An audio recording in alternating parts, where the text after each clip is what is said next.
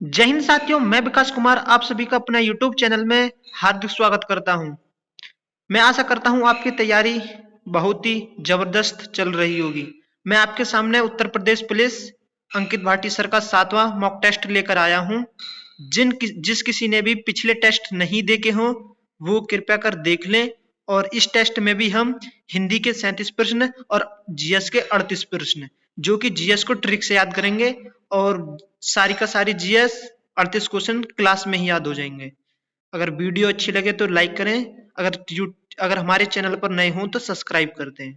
चलते हैं अपने प्रश्न की तरफ। सर्वप्रथम अंकित सर और अपने माता पिताओं को प्रणाम करते हुए इस टेस्ट को आगे बढ़ाते हुए इस सीरीज को चलते हैं आगे। आपके सामने मां सरस्वती, प्रणाम कीजिए। जय मां। प्रश्न नंबर संख्या 1, मैं इसको थोड़ा सा बड़ा कर देता हूं।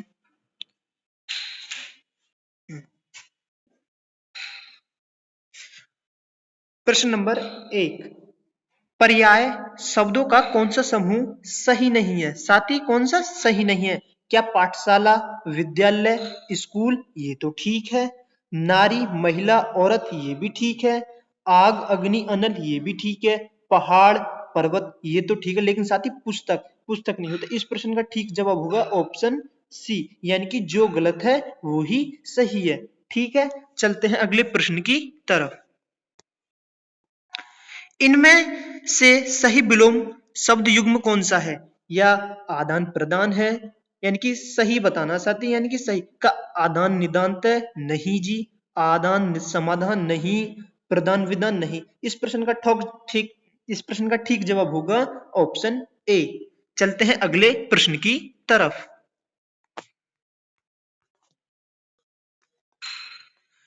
प्रश्न नंबर 3, मैं रोज पढ़ता हूं वाक्य में क्रिया विशेषण का भेद है। मैं रोज पढ़ता हूं क्या स्थान को बता रहा है? नहीं साथी। क्या रीतिवाचक क्रिया विशेषण को बता रहा है? नहीं। का कालवाचक क्रिया विशेषण को? हाँ जी, काल को बता रहा है, यानी कि रोज पढ़ता है वो, डेली, रोज है, रोज। तो साथी कब परिमाणवाचक क्रिया विशेषण को बता रहा है? नहीं। परिमाण में तो मापतोल की बात होती है, स्थान में तो संकेत की बात होती है, यानी कि वहां, यहाँ। और रीति यानी कि वह धीरे धीरे चल रहा है। कैसे चल रहा है? धीरे धीरे। कैसे से पता लगता है साथी? और मैं आपको बता दूं कालवाचक विशेषण के, जैसे कि आज, आज हुआ, जब हुआ, तब हुआ। एक आप बता दीजिए, क्या परसों होगा? हाँ जी। और एक और बता दीजिए, क्या रोज होगा? ये तो प्रश्न में ही दिया है। ठीक है, चलते हैं अगले प्रश्न की तरफ। चमक उठी सन 57 में वो तलवार पुरानी थी। अरे ये तो पढ़ने में बड़ा भयंकर सा लग रहा है, तो इसका भयंकर ही आंसर होगा। क्या भक्ति रस? नहीं। क्या हास्य रस? नहीं। क्या हंसने की बात हो रही है इसमें? क्या श्रृंगार रस? क्या इसमें प्रेम की बात हो रही है? नहीं साथी, इस प्रश्न का ठीक जवाब है बी, वीर रस। खूब लड़ी मर्दानी देखो वो तो झांसी वाली रानी थी, यानी कि इसमें उत्साह की बात हो रही है। चमक उठी सन 57 में वो तलवार पुरानी थी। ठीक है, गलती नहीं करनी है। अगर वीर रस का स्थायी भाव पूछे तो साथी उत्साह है, श्रृंगार का रति, और हास्य का हास, और भक्ति का भक्ति। चलते हैं अगले प्रश्न की तरफ। माँ ने बाजार से कपड़ा खरीदा। कहां से खरीदा? बाजार से। तो क्या कर्ता कारक होगा? नहीं साथी। का करण होगा? नहीं। क्या अधिकरण होगा? नहीं। तो इस प्रश्न का ठीक जवाब होगा ऑप्शन सी, यानी कि माँ ने बाजार से कपड़े को खरीदा, यानी कि कर्ता ने कर्म को कारण से, कर्ता ने कर्म को कारण से संप्रदान के लिए अधिकरण में पर कभी गलत नहीं करना है। चलते हैं अगले प्रश्न की तरफ। ठीक है साथी। प्रश्न नंबर 6, अपराध बोध से होने वाली ग्लानि। कहां से? अपराध बोध से। क्या लज्जा होगी? नहीं साथी, लज्जा तो शर्म होती है। क्या निंदा होगी? नहीं साथी, निंदा तो बुराई होती है। क्या आत्मग्लानि होगी? क्या पश्चाताप होगा? पश्चाताप होगा साथी। अपराध बोध से होने वाली गिलानी को क्या कहेंगे? पश्चाताप कहेंगे। इस प्रश्न का ठीक जवाब क्या है? डी, आत्मगिलानी। आप बता दीजिए क्या होती है? आत्मग्लानि तो अपने आप का दुख यानी कि अपने आप का खेद, उसको बोलते हैं आत्मग्लानि। तो ठीक जवाब क्या है? Option D. चलते हैं अगले प्रश्न की तरफ।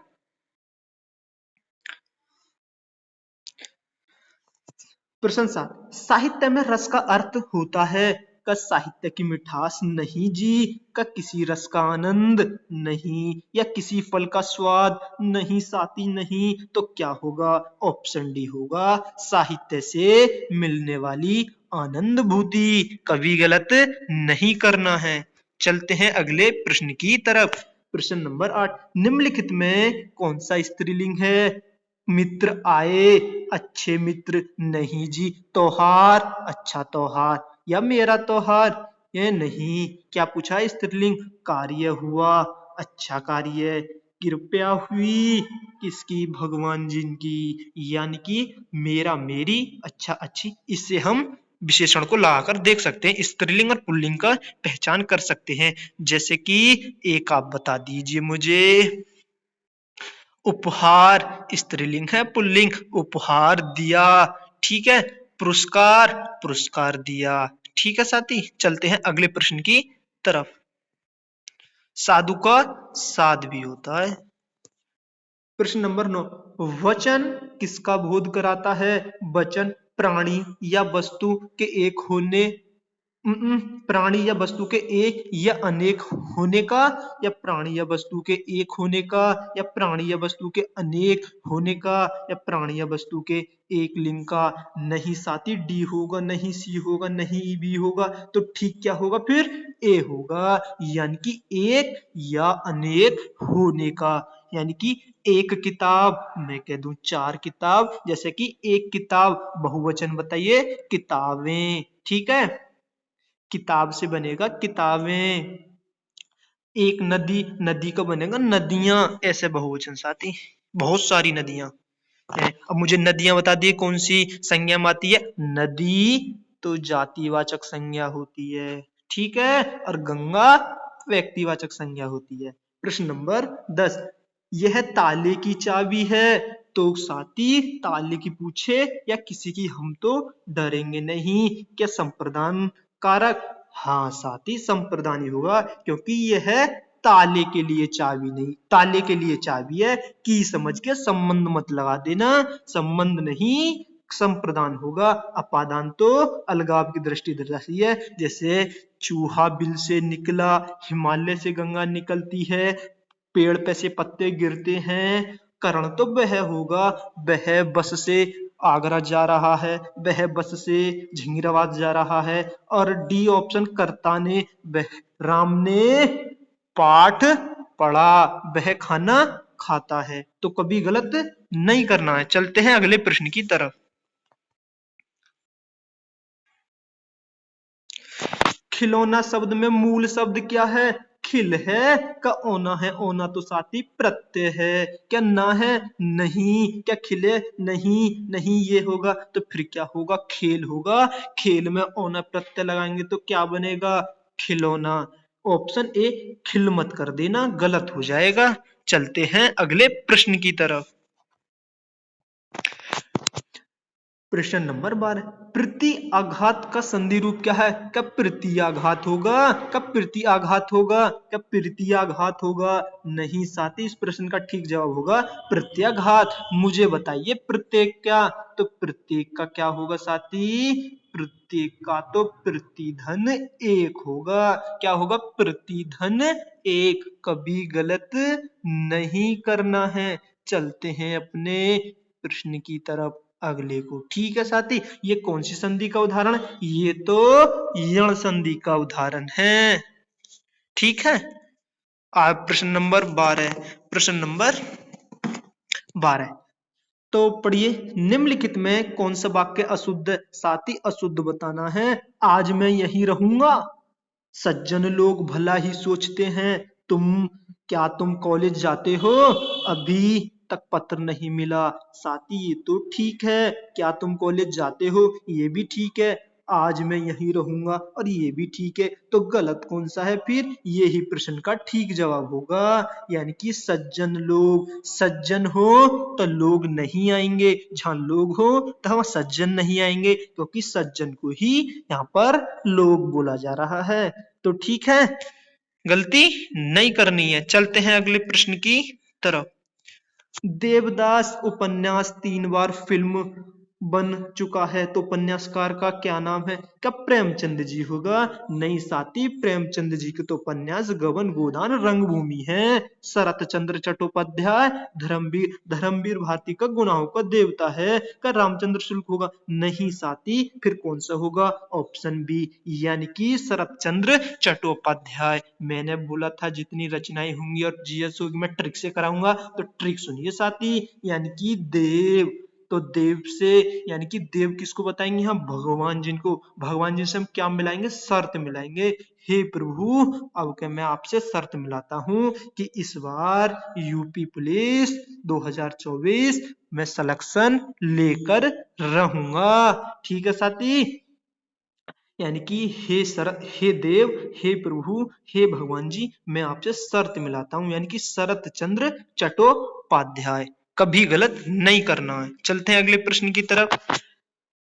निम्न में से कौन सा वर्ण अघोष है? अरे अघोष तो साथी 1 और 2 होते हैं, और सघोष कौन से होते हैं? घोष कौन से होते हैं? वो तो 3, 4, 5 होते हैं। तो मुझे बताइए, क्या च होगा?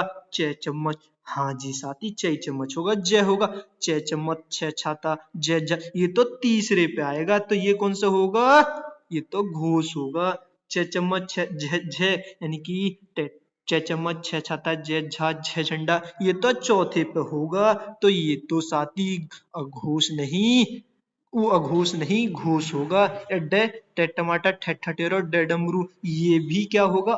अघोष या फिर उ घोष या फिर सघोष होगा। ठीक है, तो इस प्रश्न का ठीक जवाब होगा च, यानी कि च वर्ण की उच्च वर्ण का उच्चारण कहां से होता है?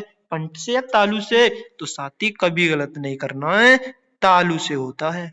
चलते हैं अगले प्रश्न की तरफ। प्रश्न 16, जिसे करना बहुत कठिन हो उसे क्या बोलेंगे? दुष्कर का पुष्कर? पुष्कर तो साथी क्या होता है? जल्दी बताइए। पुष्कर तो तालाब होता है, तो ये तो नहीं होगा। दुराग्रह, दुराग्रह किसको बोलते हैं? जिद को या हट को। और दुर्जय, दुर्जय तो साथी वो होता है जिस पर विजय पाना कठिन हो। तो इस प्रश्न का ठीक जवाब होगा ऑप्शन ए, यानी कि दुष्कर, यानी कि जिसे करना बहुत कठिन हो। चलते हैं अगले प्रश्न की तरफ। प्रश्न 17, मैंने यह काम कर लेना चाहिए। मैंने को तेरे को नहीं चलेगा रे यहाँ जगह।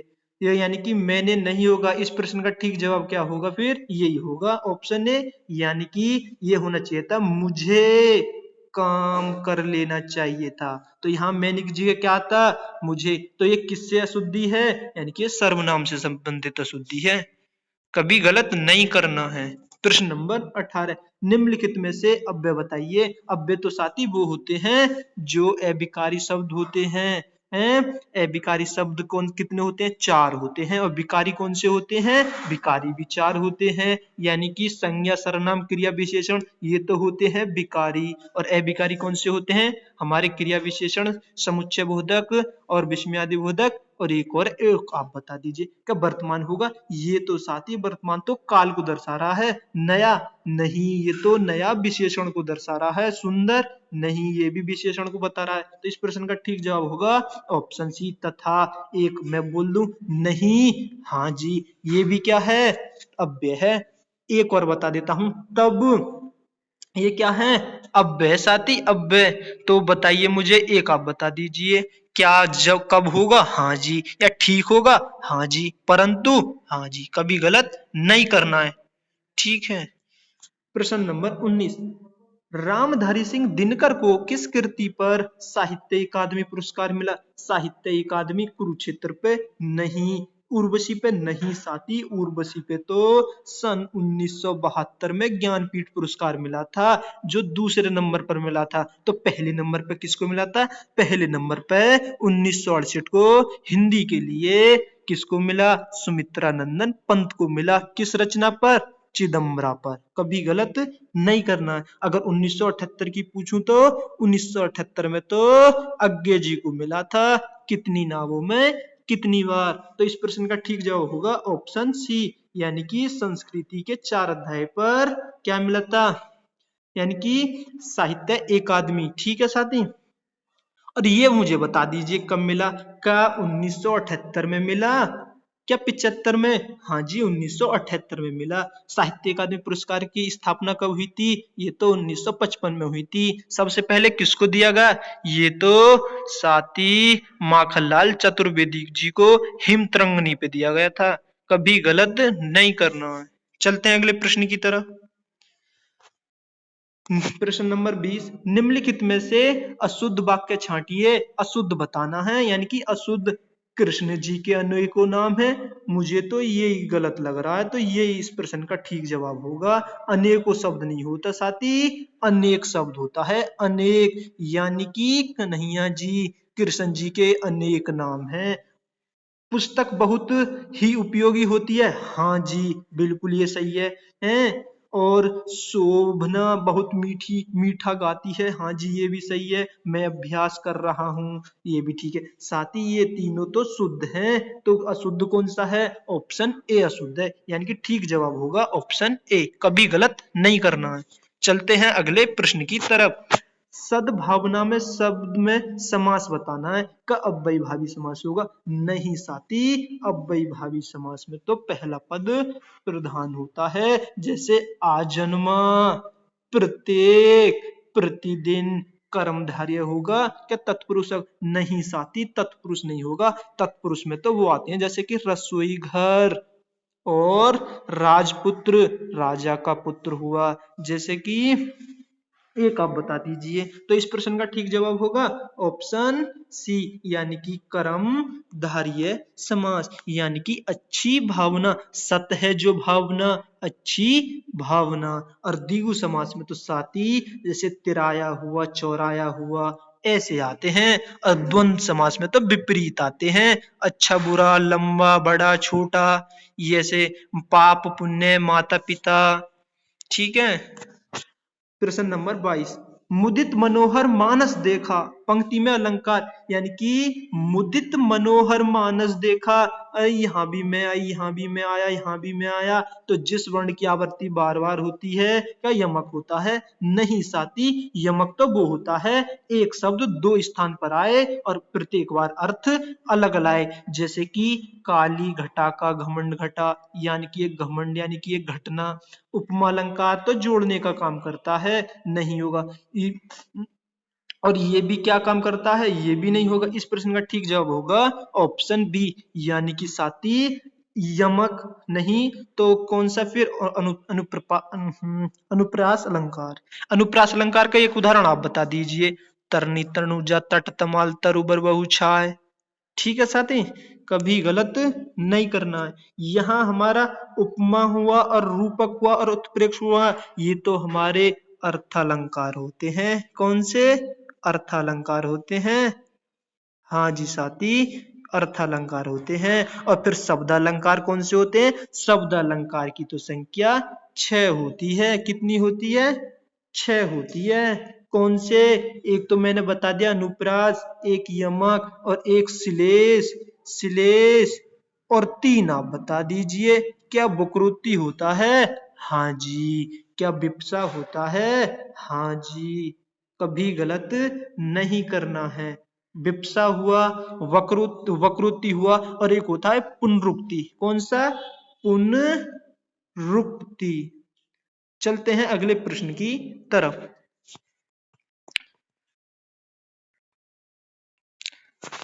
प्रश्न 23, दामिनी दमक रही घन माही, खल के प्रति जथा थिर नाही। इन पंक्ति में साथी छंद बताना है।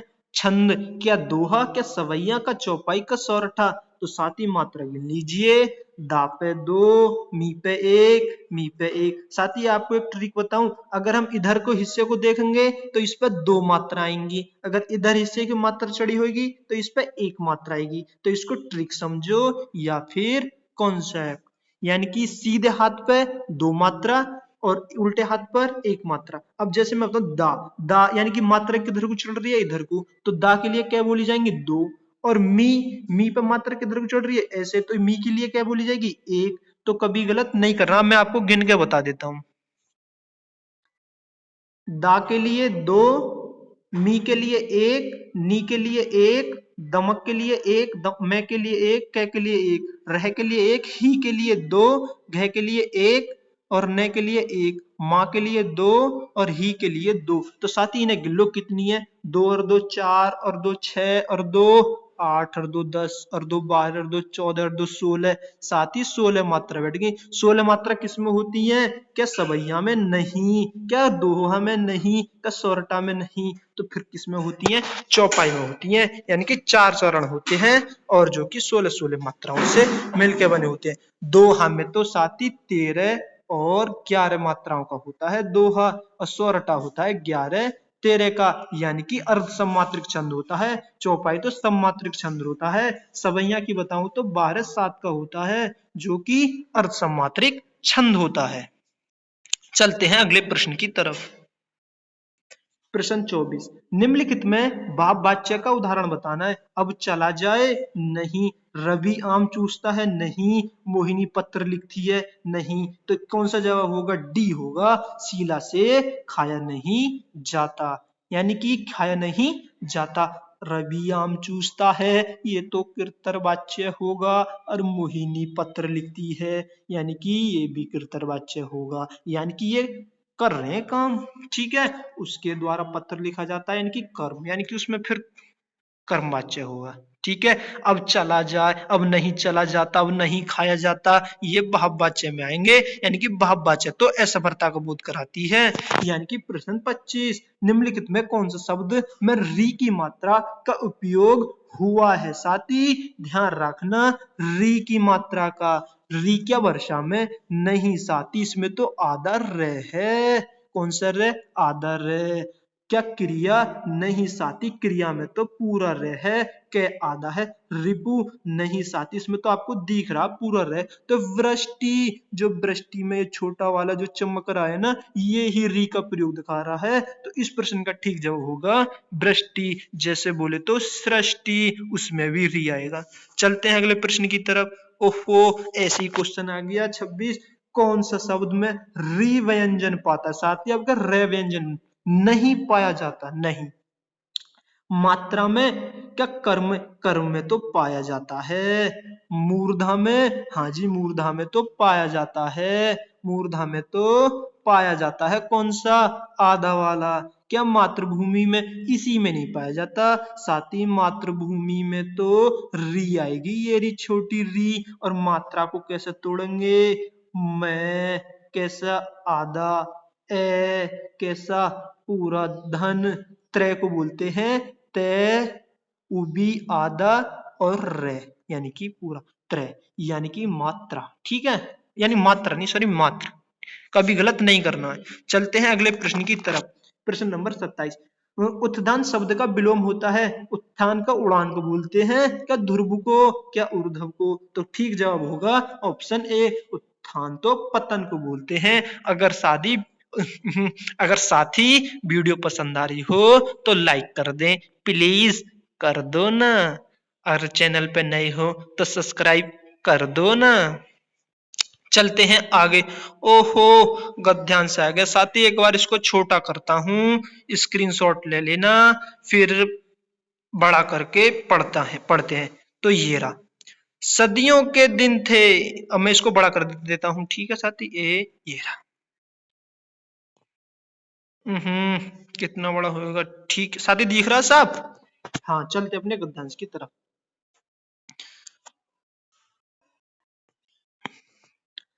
सर्दियों के दिन थे, एक बालक सुबह के समय अकेला स्कूल जा रहा था। साथ ही बहुत ही ध्यान से सुनना, और तो उस बालक की देखना कि उस बालक ने मतलब क्या दर्शाया।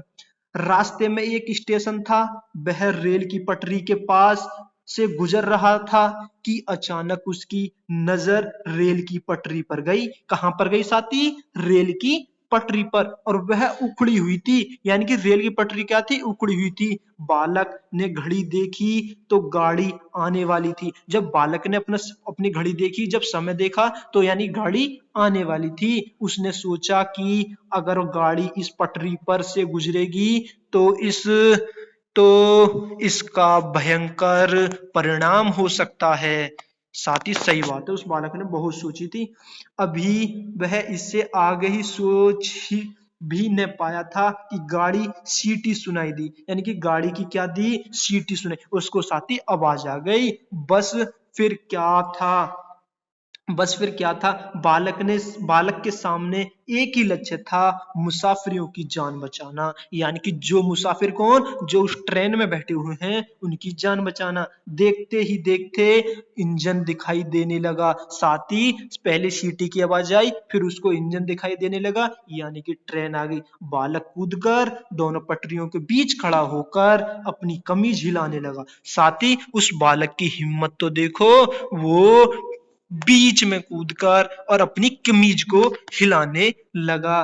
फिर क्या करे? ड्राइवर की नजर उस बालक पर पड़ गई और उसने ब्रेक लगा दी, लेकिन गाड़ी बिल्कुल बालक के पास आकर रुकी। कहां साथी? पास। ड्राइवर ने क्रोध से पूछा कि क्या तुम्हें अपनी जान की कोई परवाह नहीं है? तो गाड़ी क्यों रोकी? तो बालक ने रेल की उखड़ी हुई पटरी को दिखाया दिखाया यानी दिखाई और कहा, अगर मैं ऐसा ना करता तो सैकड़ों लोगों की जान चली जा सकती थी। यानी कि जान चली जा सकती। तो साथ ही उस बच्चे की आपने देखो कितना बढ़िया गद्यांश लगा है। उस बच्चे की हिम्मत, जो ट्रेन के अगर उन सैकड़ों लोगों की जान बचाया। अब बताइए, लोगों की जान बचाने के लिए बच्चे किस गुण को प्रकट करता है?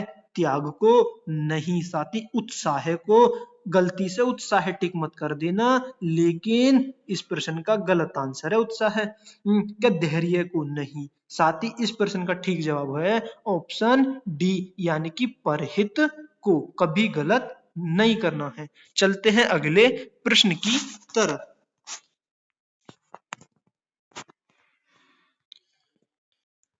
बच्चे ने घड़ी क्यों देखी? बच्चे ने उसे घड़ी अच्छी लगती थी? नहीं साथी, रेल के आने का समय हो रहा था। का घड़ी अपने दोस्तों को दिखाना चाहता था? नहीं, दोस्त की तो बात ही नहीं हुई। रोजाना घड़ी देखकर स्कूल जाता था। साथी, रोजाना देख के की तो पता नहीं, लेकिन बात चल रही है ट्रेन की। रेल के आने का समय हो रहा था। तो इस प्रश्न का ठीक जवाब होगा ऑप्शन बी, कभी गलत नहीं करना है। चलते हैं अगले प्रश्न की तरफ। बच्चे का कमीज हिलाना व्यक्त करता है बच्चे की सूझबूझ को, बेवकूफी को। साथ ही बेवकूफी होगा? नहीं। देखियो कितनी गलत बात है। शरारत? क्या बच्चा शरारत करेगा? नहीं। का असावधानी? नहीं। तो सूझबूझ, यानी कि उसने अपने दिमाग से सोचा था, अगर मैं ऐसा नहीं करूंगा तो उसमें जो सैकड़ों मुसाफिर बैठे हुए हैं, उनकी जान जा सकती है। तो इस प्रश्न का ठीक जवाब होगा ऑप्शन ए, कभी गलत नहीं करना है साथी।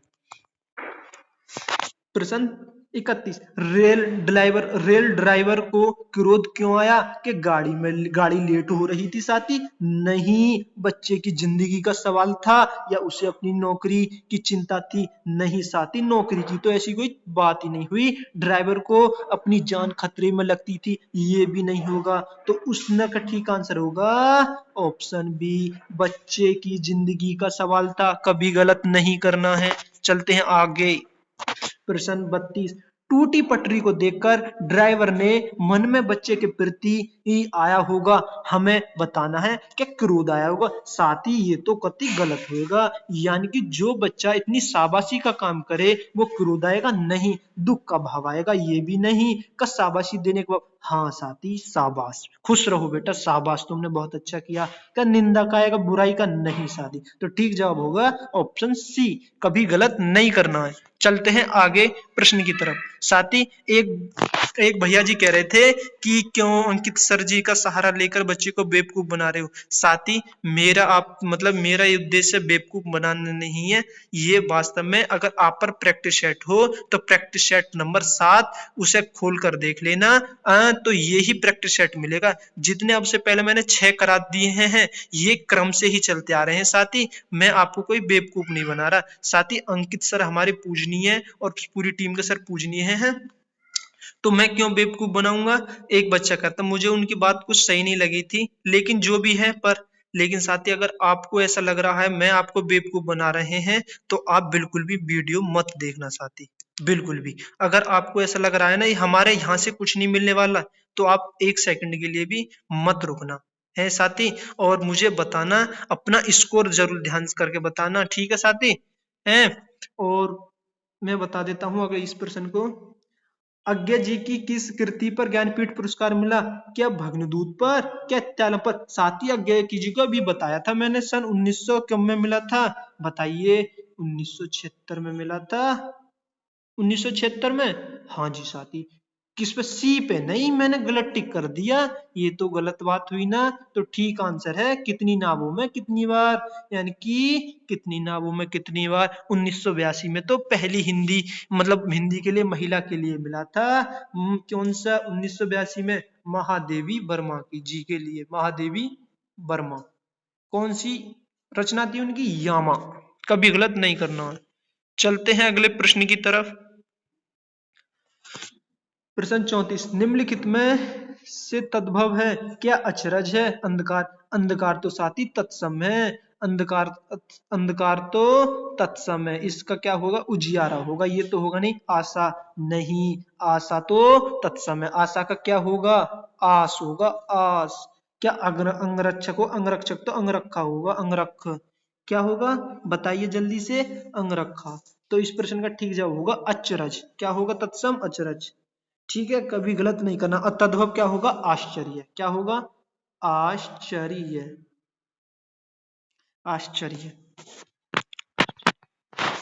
चलते हैं अगले प्रश्न की तरफ।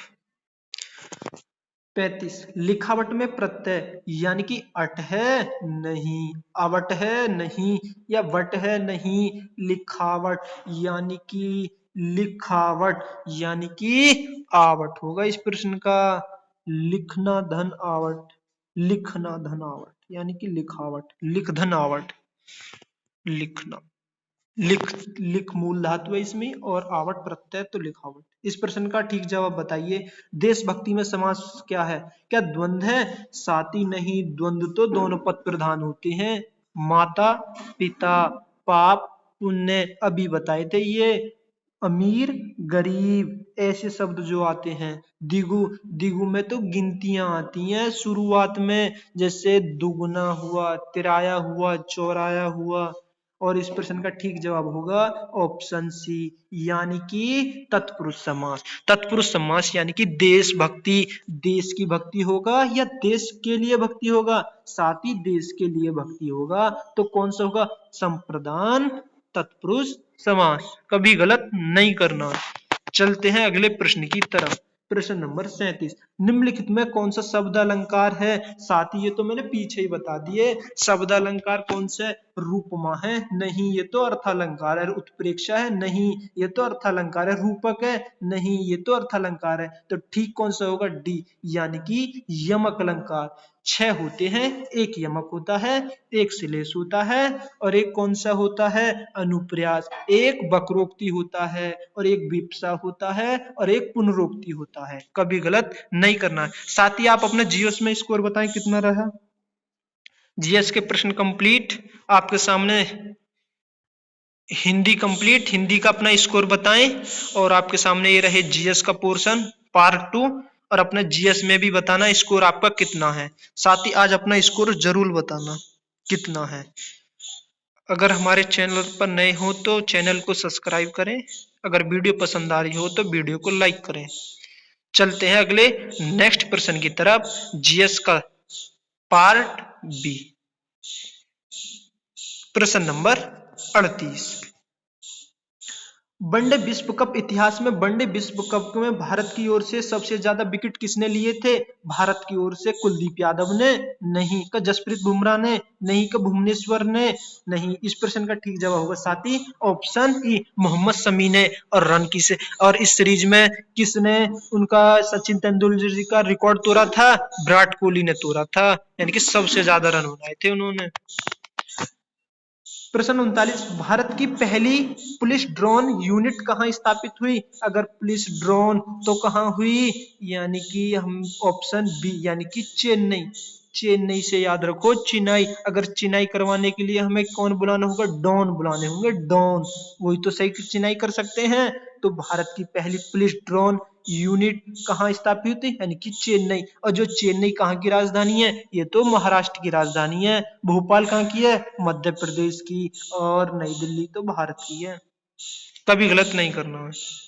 चलते हैं अगले प्रश्न की तरफ। ओफो, ये क्या है? भारतीय मसाला अनुसंधान संस्थान ICAR IISR कोझिकोड ने IISR चंद्रा नामक अधिक उपज वाली किस मसाले की नई किस्म विकसित की है? तो कौन सी की है? इलायची, नहीं का हल्दी, नहीं का प्याज, नहीं। इस प्रश्न का ठीक जवाब होगा काली मिर्च। यानी कि मिर्च कैसी थी? काली। और वो खाई किसने? चंद्रा जी ने खाई थी, चंद्रा जी ने। ठीक है साथी, चंद्रा जी ने। चलते हैं अगले प्रश्न की तरफ। प्रश्न नंबर 41, 14 अक्टूबर 2023 को 141वीं अंतर्राष्ट्रीय ओलंपिक समिति IOC की बैठक का आयोजन कहाँ हुआ? क्या नई दिल्ली में? नहीं साथी। क्या इंदौर में? नहीं। क्या अहमदाबाद में? नहीं। कहाँ होगा फिर? ऑप्शन सी यानी कि मुंबई में। इसको कैसे याद करें? मैंने पिछली वीडियो में बताया था, अंतर्राष्ट्रीय ओलंपिक समिति IOC की पहली प्रथम महिला अध्यक्ष कौन बनी? क्या PT उषा जी बनी थी? हाँ, PT उषा जी बनी थी। और अब क्या इसकी जो वर्तमान में कौन थी इसकी अध्यक्ष? भारत ने पहली बार कब की थी इसकी अध्यक्षता? सन 1983 में की थी। और दूसरी बार कब कर रहा है भारत? 14 अक्टूबर 2023 में की थी। ठीक है साथी, कब की थी? 14 अक्टूबर 2023। कभी गलत नहीं करना है। मैंने आपको PT उषा जी की वो बताई थी आत्मकथा, क्या गोल्डन गर्ल है? हाँ जी, उनकी गोल्डन गर्ल है। चलते हैं अगले प्रश्न की तरफ। प्रश्न 42, अम्बुबाची मेला कहाँ आयोजित होता है? अम्बुबाची क्या पटना में होता है? नहीं साथी। का लखनऊ में? नहीं। क्या पुणे में? नहीं। तो ठीक जवाब होगा गुवाहाटी। यानी कि बाची, बाची से याद रखो प्राची। यानी कि अम्बू, यानी कि अम्बू, यानी कि अम्मू मुझे मेला देखने जाना है। कहाँ? गुवाहाटी। कहाँ? गुवाहाटी। चलते हैं अगले प्रश्न की तरफ। फियरलेस गवर्नेंस पुस्तक के लेखक कौन है? क्या किरण बेदी जी हैं? क्या जसवंत सिंह है? नहीं। क्या MK अकबर है? नहीं। क्या अरुण शौरी है? नहीं। तो ठीक जवाब होगा किरण बेदी। मुंबई की किरण बेदी। पहली IPS कौन है? यही है किरण बेदी। फियरलेस गवर्नेंस इनकी क्या है? ये पुस्तक। क्या है साथी?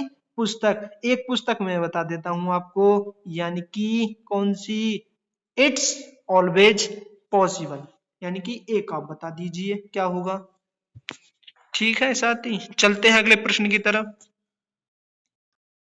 क्राइट्स दी रिडीमर प्रतिमा किस देश में स्थित है? क्या इंग्लैंड में? क्या पुर्तगाल में? क्या संयुक्त राज्य अमेरिका में? क्या ब्राजील में? तो इस प्रश्न का ठीक जवाब होगा साथी ऑप्शन डी, ब्राजील में। नहीं A, नहीं B, नहीं C, ब्राजील में। और क्राइट्स दी रिडीमर ये जो है ये किसकी प्रतिमा है?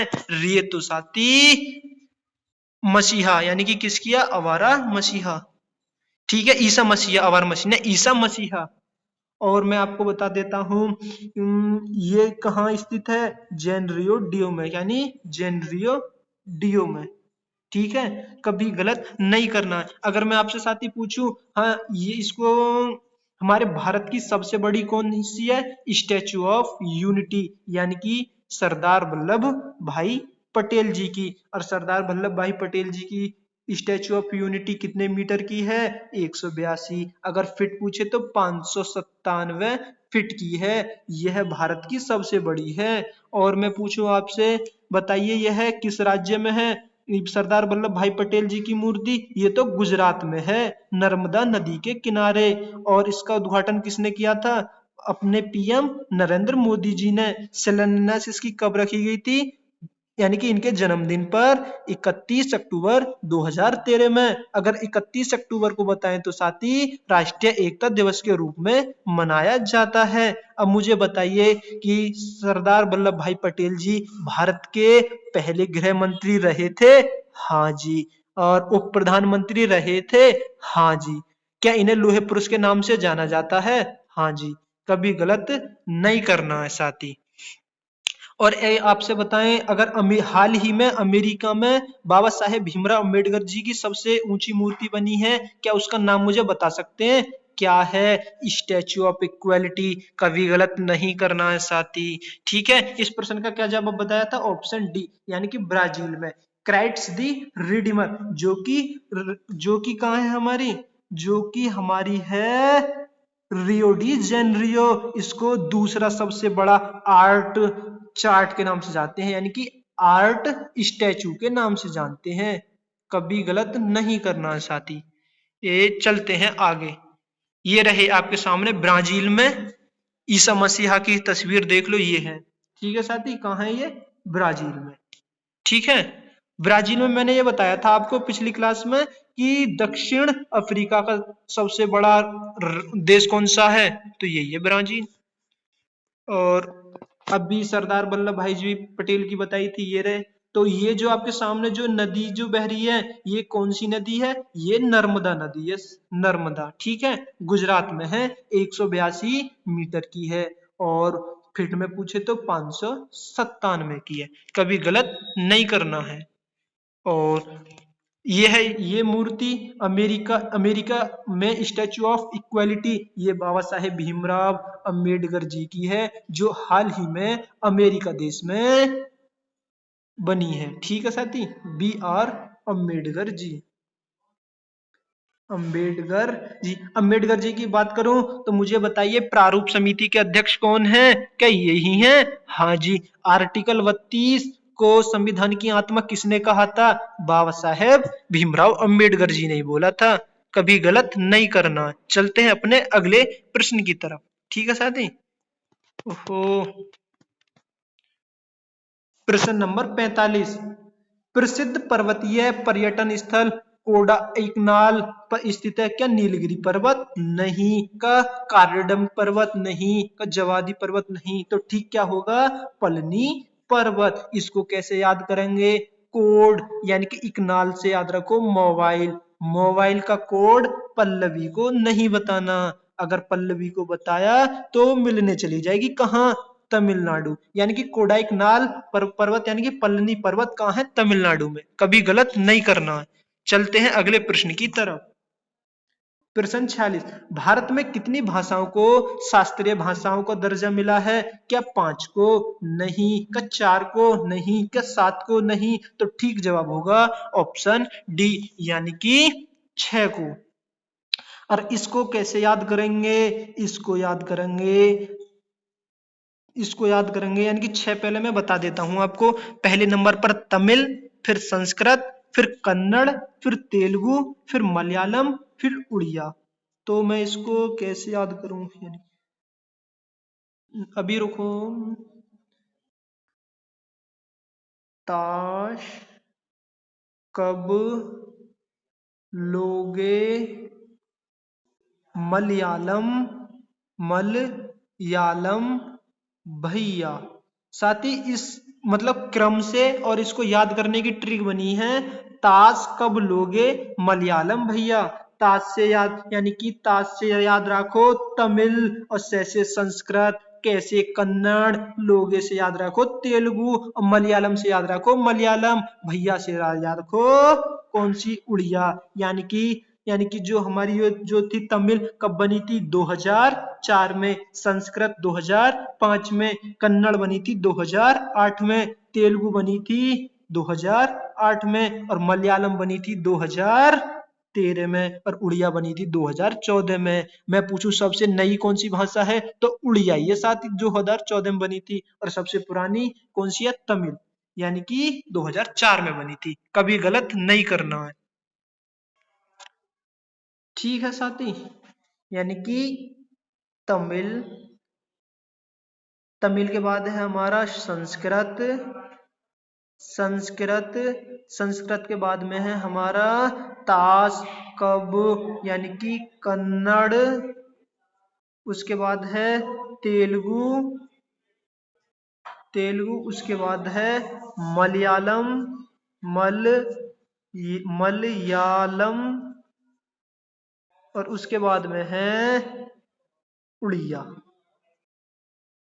यानी कि ये बनी थी 2004 में, 2004 के बाद में बनी थी ये 2005 में, 2005 में के बाद बनी 2008 में, ये भी 2008 में बनी थी, और ये तो 2000 कहाँ बनी थी, 13 में बनी थी, 2013, और ये बनी थी 2014। यानी कि ये तो सबसे नई होगी, और ये सबसे, मैं पेन दूसरा ले लेता हूँ, ये तो सबसे नई होगी और ये सबसे पुरानी होगी। ठीक है साथी, कभी गलत नहीं करना। चलते हैं अगले प्रश्न की तरफ।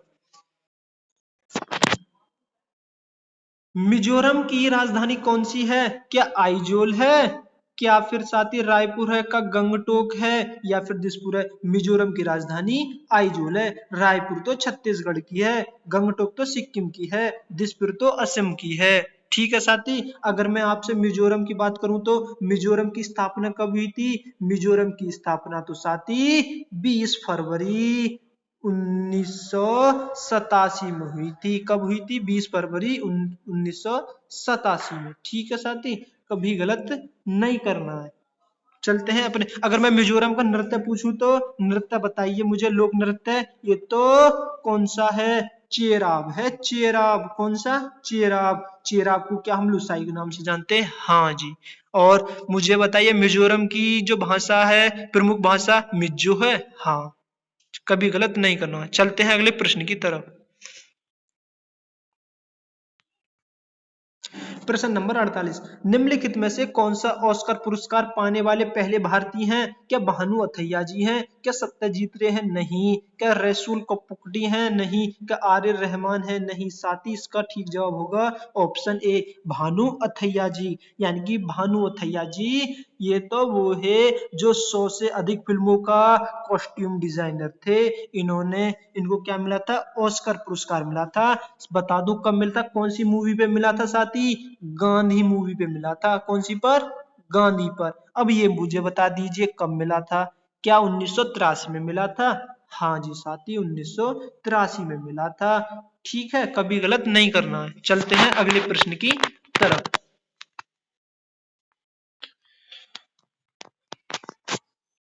उत्तर प्रदेश में सबसे लंबी नहर कौन सी है? आगरा नहर है? नहीं। का ऊपरी गंगा नहर है? नहीं। का निचली गंगा? तो ठीक जवाब होगा ऑप्शन बी, यानी कि शारदा नहर। अगर शारदा नहर का उद्गम बताऊं तो साथी कहां से होता है? काली और महाकाली, जो ये हमारे यहाँ पर नेपाल के बीच में, यहाँ से नेपाल और उत्तराखंड के बीच में से उद्गम होता है। अगर मैं पूछूं इसका यानी कि स्थापना कब हुई, मतलब ये कब से हुई थी, यानी कि 1920 से 1930 के बीच में हुई थी साथी। 1920 और 1930 के बीच में इसका उद्गम उद्गम हुआ था, जो कि हमारे उत्तर प्रदेश में आकर मिल जाती है, जो कि हमारी कौन सी गंगा नदी की सहायक नदी है।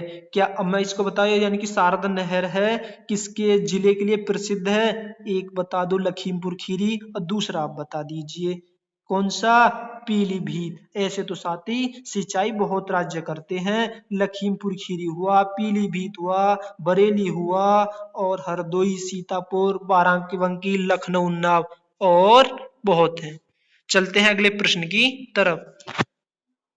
वाराणसी काशी के विश्वनाथ मंदिर का निर्माण किसने कराया?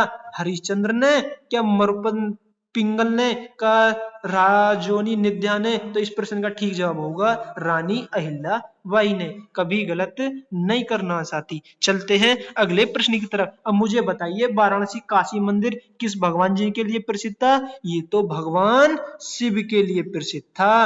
और रामाप्पा मंदिर बता दीजिए मुझे, ये भी भगवान शिव के लिए प्रसिद्ध है। चलते हैं अगले प्रश्न की तरफ। ओहो, ये क्या आ गया? प्रश्न नंबर 51, निम्नलिखित में कौन सा सुमेलित नहीं है? उत्तर प्रदेश का सबसे पुराना विश्वविद्यालय इलाहाबाद है। हाँ जी, ये तो बिल्कुल ठीक है। नौचंदी मेला मेरठ में, अरे 9 किलो चांदी चुरा के ले गया, मेरे लठ मार गया। यानी कि भारत कला भवन वाराणसी में, अरे 12 लोगों की कला थी भारत में, यानी कि भारत कला वाराणसी में। और चौरसिया नृत्य मुरादाबाद में नहीं साथी, चौरसिया नृत्य तो जौनपुर में है। कहाँ? जौनपुर में। कभी गलत नहीं करना है। जौनपुर। चलते हैं अपने प्रश्न अगले क्वेश्चन की तरफ। ये क्या हो गया? इसको मैं बड़ा कर देता हूँ। उत्तर प्रदेश के किस जनपद में लाल मिट्टी पाई जाती है? लाल मिट्टी। लाल बोले तो ऑप्शन ए क्या आगरा मथुरा? नहीं। एटा मैनपुरी? नहीं।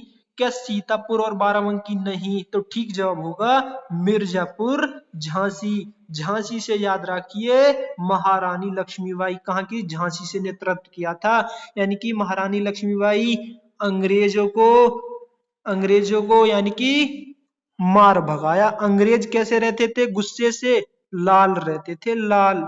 ठीक है साथी, यानी कि लाल मिट्टी झांसी। तो महारानी लक्ष्मीबाई झांसी में रहती थी, तो क्या कहती? यहाँ पर सिर्फ मेरी चलेगी, यानी कि मेरी, यानी कि मिर्जापुर। कभी गलत नहीं करना है साथी। इस प्रश्न का ठीक जवाब होगा ऑप्शन सी। चलते हैं अगले प्रश्न की तरफ। प्रश्न नंबर 53, निम्नलिखित में कौन सा उत्तर प्रदेश का राजकीय पुष्प है? तुम पुष्प की चलाओगे, हम तो पक्षी भी बता देंगे। पलाश पुष्प? हाँ जी। नीलकमल? नहीं। गुलाब? नहीं। चंपा? नहीं। अगर मैं आपको राजकीय पक्षी पूछूं तो राजकीय पक्षी तो हमारा साथी सारस होता है, जिसको इंग्लिश में क्रॉन्च भी कहते हैं। मुझे अब बताइए, पक्षी तो मैंने बता दिया, और मुझे बताइए कि पशु कौन सा होता है?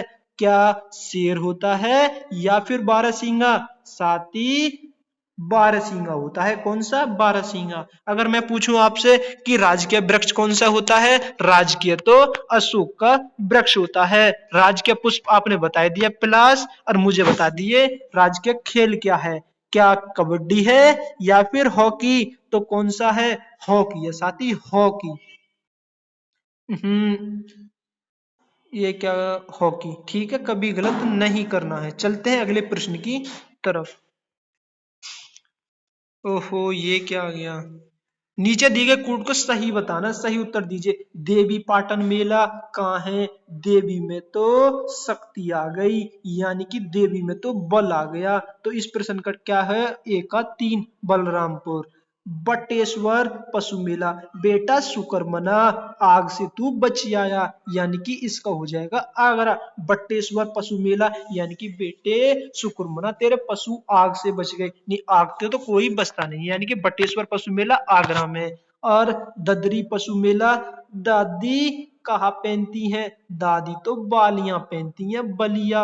और तिगरी मेला, तीन तिगाड़ा काम बिगाड़ा नहीं, तीन तिगाड़ा आम उखाड़ा, यानी कि इस प्रश्न का ठीक जवाब होगा डी का तिगरी मेला। कहाँ लगता है? अमरोहा में। देवी पाटन बलरामपुर, बटुएश्वर आगरा, ददरी पशु मेला बलिया, और तिगरी मेला कहाँ होता है? तिगरी मेला, तिगरी मेला बताइए कहाँ होता है? अमरोहा में होता है। यानी कि ए पे 4, ए पे 3 और बी पे 1। ए पे 3, बी पे 1, ए पे 3, बी पे 1 और सी पे 4। तो इस प्रश्न का ठीक जवाब होगा क्या?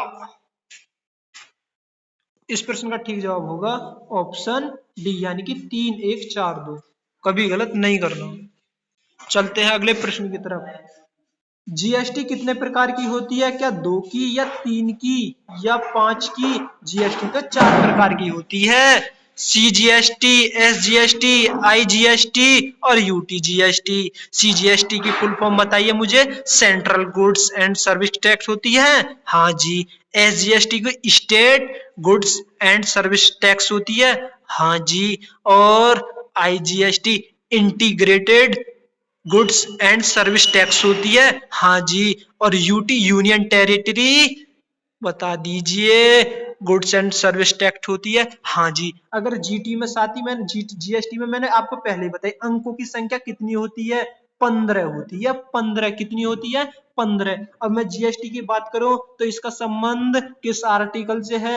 279 ए से है साथी। किससे? 279 ए से। कभी गलत नहीं करना है। और जीएसटी पूछे तो ये किस समिति से संबंधित है?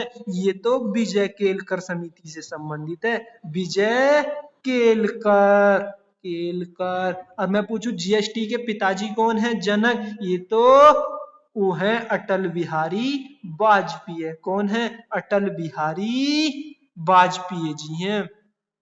बिहारी वाजपेयी। अगर मैं जीएसटी पूछूं तो साथी ये कौन से संविधान संशोधन द्वारा जोड़ी गई? ये तो 101वां संविधान संशोधन द्वारा जोड़ी गई थी। कब?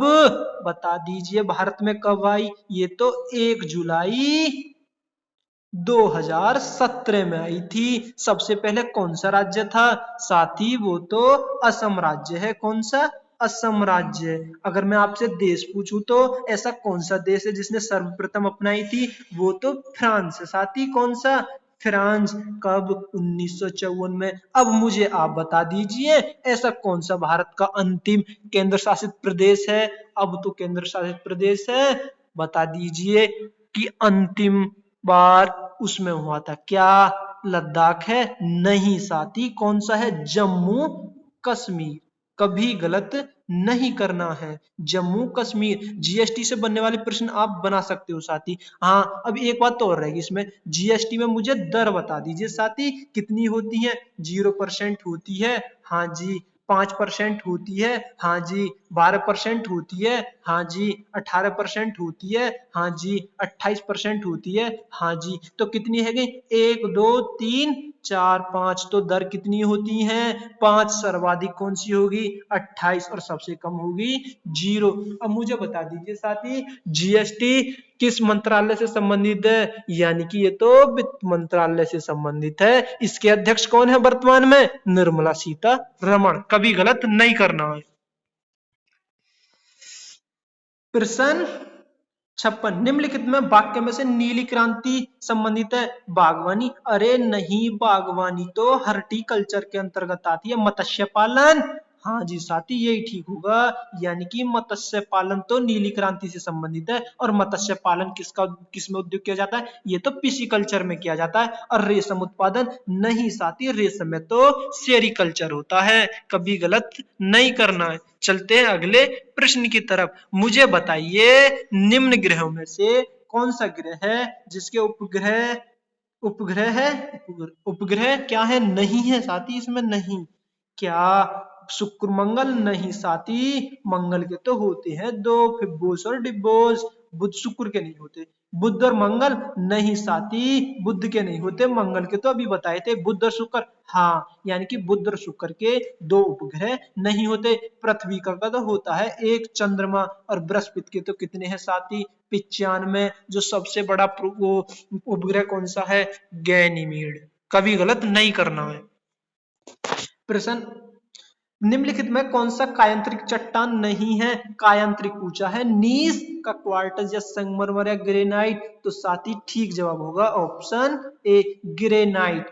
क्वार्टज, नीस और संगमरमर ये तो कायांतरिक चट्टान के हैं। कायांतरिक चट्टान के। आप मुझे बता दीजिए साथी ये फिर किसका है? ग्रेनाइट चट्टान। ये तो आगन्य चट्टान का है। यानी कि नाइट नाइट नाइट नाइट से याद रखो रात। अगर रात में क्या आगन्य आगन्य यानी कि आग जला दे तो उजाला हो जाएगा। यानी कि आगन्य चट्टान नाइट। तो आप एक मैं बता देता हूं। एक होता है, एक मैं बता देता हूं, फिर अपना अगला तुम बताना कि आगन्य चट्टान का उदाहरण क्या है? पेरिडोटाइट, हाँ जी। पेरिडोटाइट। एक आप बता दीजिए क्या डोरो डायोराइट है? हाँ। डायो राइट, कभी गलत नहीं करना है। प्रश्न 59, निम्नलिखित में से कौन सा क्षेत्रफल में भारत में बड़ा नहीं है? अरे बड़ा तो है, सबसे ज्यादा रूस, उससे छोटा कौन? कनाडा, उससे छोटा कौन? यूएसए, और ये तो नहीं होगा। फिर चौथे नंबर पर कौन आएगा? चीन, और पांचवें नंबर पे तो साथ ही ब्राजील आएगा, और छठे नंबर पे तो ऑस्ट्रेलिया आएगा। ऑस्ट्रेलिया कौन सा आएगा? ऑस्ट्रेलिया। और सातवें नंबर की बात करूं तो अपना देश प्रिय भारत, कभी गलत नहीं करना है। क्षेत्रफल की दृष्टि से भारत का कैवां स्थान है? सातवां स्थान है। चलते हैं अगले प्रश्न की तरफ। निम्नलिखित में से कौन सी नदी अपभ्रंश रिफ्ट घाटी बनाती है? का गंगा बनाती है? नहीं, गंगा नदी तो, ब्रह्मपुत्र नदी तो डेल्टा बनाती है। क्या यमुना?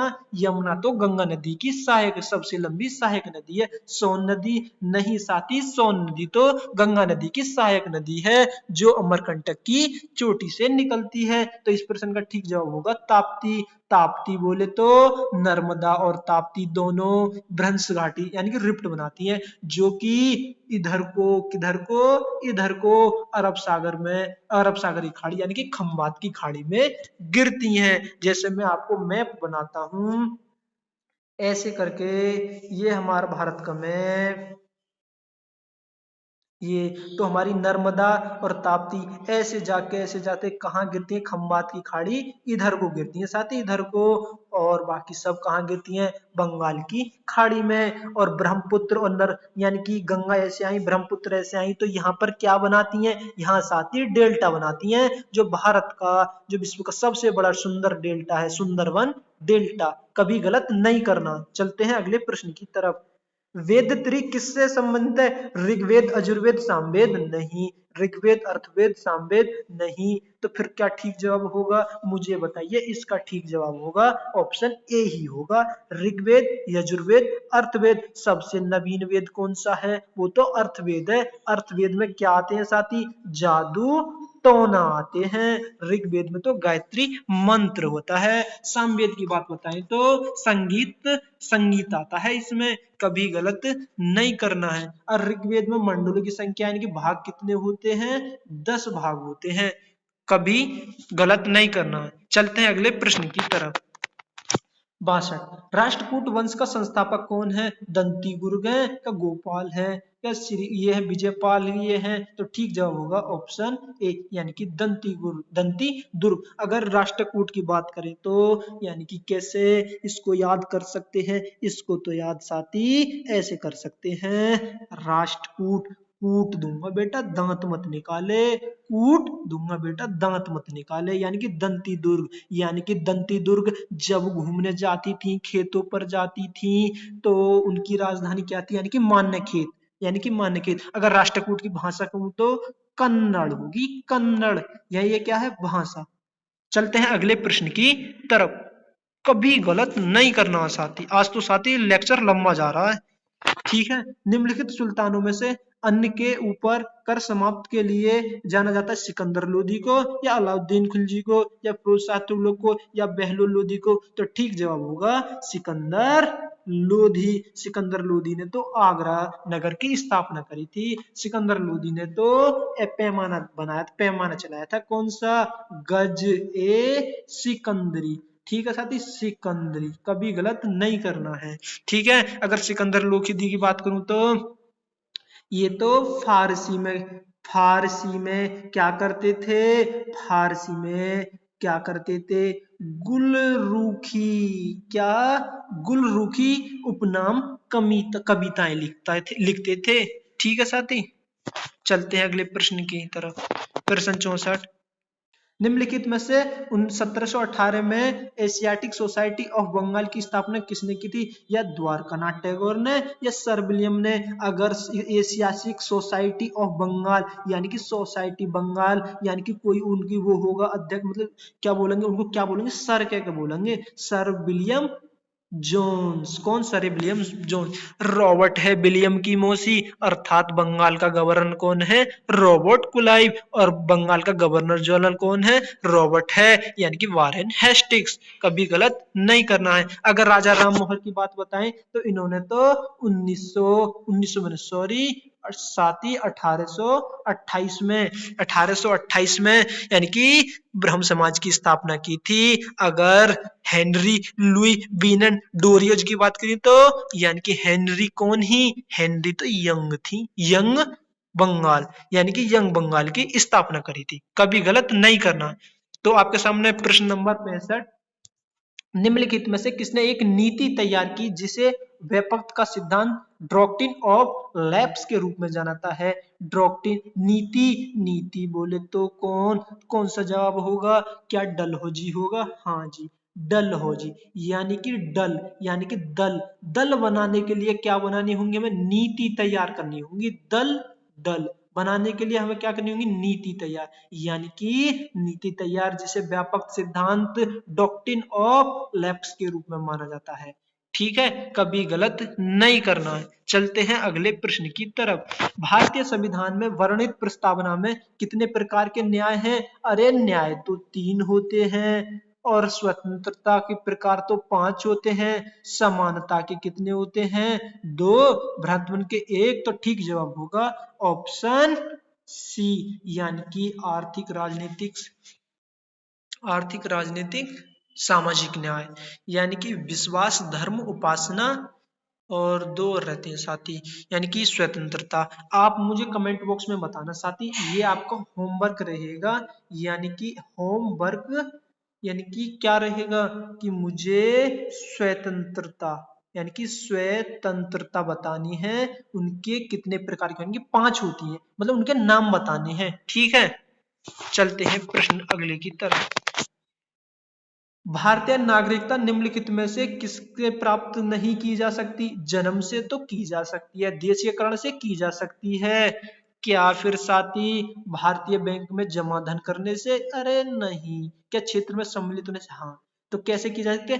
तो हमें किस 5 तरीके से हम प्राप्त कर सकते हैं? जन्म से, वंशानुगत से, पंजीकरण से, देशीयकरण से, और क्षेत्र के सम्मिलित से। अगर त्याग की बात करूं तो त्याग तो 3 प्रकार से होती है, या तो स्वतः ही त्याग दो, यानी कि नागरिकता का परित्याग, या बर्खास्त, यानी कि बर्खास्त कर दे कोई, या फिर वंचित किए जाने पर। कभी गलत नहीं करना, ठीक है साथी? वंचित किए जाने पर, यानी कि स्वतः, स्वतः अपने आप त्याग दो, या बर्खास्त कर दो, या वंचित किए जाने पर। ठीक है, चलते हैं अगले प्रश्न की तरफ। निम्नलिखित में कौन से सबसे अधिक प्रतिनिधित्व लोकसभा के भेजता है? अरे सबसे अधिक की बात करें तो हम कौन से स्टेट की तैयारी कर रहे हैं? यूपी की कर रहे हैं, तो ठीक ही जवाब यूपी होगा। अगर मैं आपसे पूछूं सबसे ज्यादा राज्यों की सीमा किस राज्य के साथ लगती है, तो यूपी के साथ लगती है, 8 राज्यों के साथ। कभी भी गलत नहीं करना है। क्षेत्रफल की दृष्टि से सबसे बड़ा राज्य बताइए कौन होता है? राजस्थान। और सबसे छोटा गोवा। अगर उत्तर प्रदेश के जिले की बात करूं तो सबसे बड़ा क्षेत्रफल की दृष्टि से कौन सा होता है? क्या लखीमपुर खीरी होता है? हाँ जी। और सबसे छोटा बताइए मुझे। सबसे बड़ा तो लखीमपुर खीरी हो गया, और सबसे छोटा तो क्या होता है? हापुड़ होता है, हापुड़। ठीक है, चलते हैं अगले प्रश्न की तरफ। निम्नलिखित समिति के पंचायती राज को संवैधानिक स्थिति प्रदान किसने की? अरे एलएम संघ पंचायत करेंगे, यानी कि एलएम संघ क्या करते हैं? एल और एम संघ में मिलके क्या करते हैं? पंचायत, यानी कि एलएम सिंह भी समिति द्वारा। ऑप्शन टी जवाब होगा, यानी कि पंचायती राज को संवैधानिक स्थिति प्रदान करने वाली प्रस्तुत की गई है, तो एलएम सिंह भी। ठीक है, कभी गलत नहीं करना है। अगर मैं पूछूं साथी, राष्ट्रीय पंचायती दिवस कब मनाया जाता है? क्या 24 अप्रैल को या 25 अप्रैल को? साथी 25 अप्रैल को मनाया जाता है। आपके सामने प्रश्न नंबर 70। निम्नलिखित भारतीय संविधान के किस अनुच्छेद द्वारा भारत का राष्ट्रपति मूल अधिकारों के कार्यान्वयन स्थापित कर सकता है?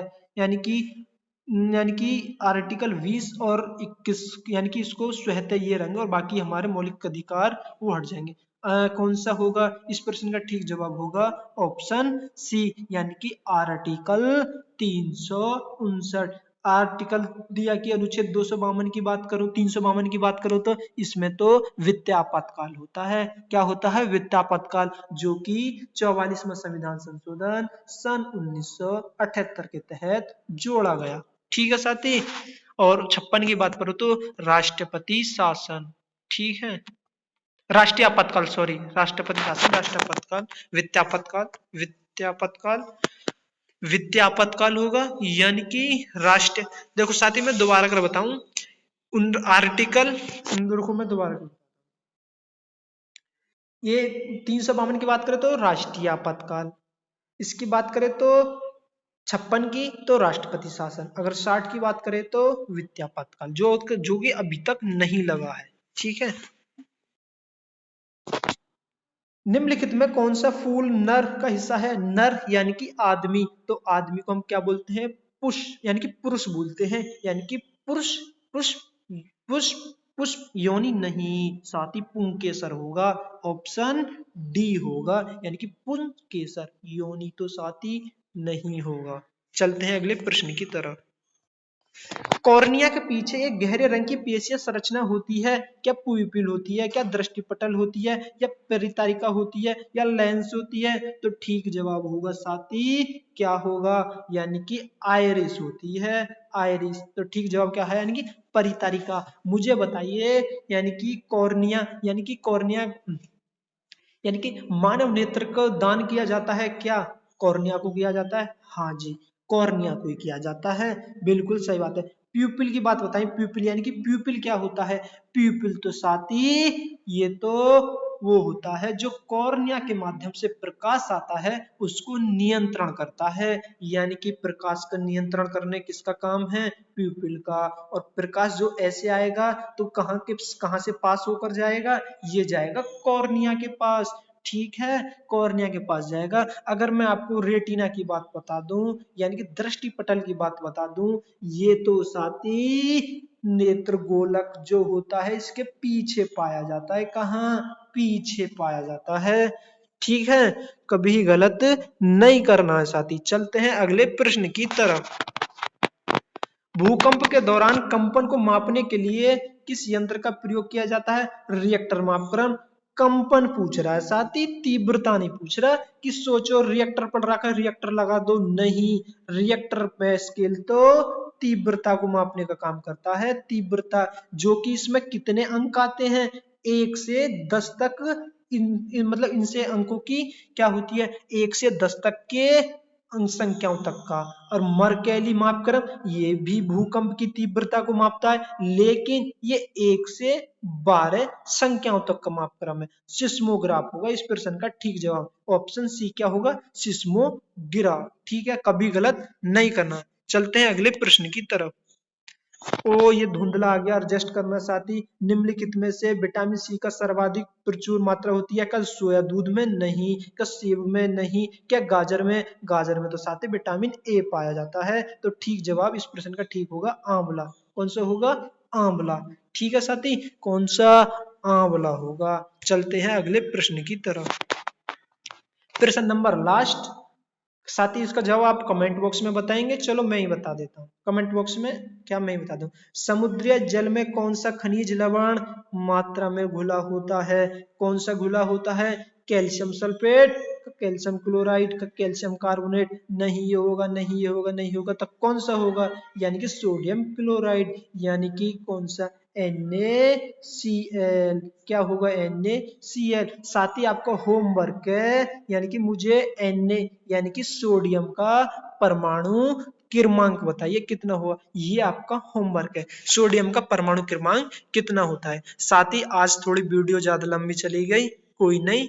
और आपसे माफी चाहूंगा, इतने शब्द मैंने बोले हैं। अगर मुझसे कोई गलती हैगी हो ट्रिक बनाते में, या फिर मुझसे कोई दिक्कत हैगी हो, तो मुझे माफ करना। साथ ही मेरा मन मतलब कहने का यह है, मैं किसी को हर्ट नहीं करना चाहता।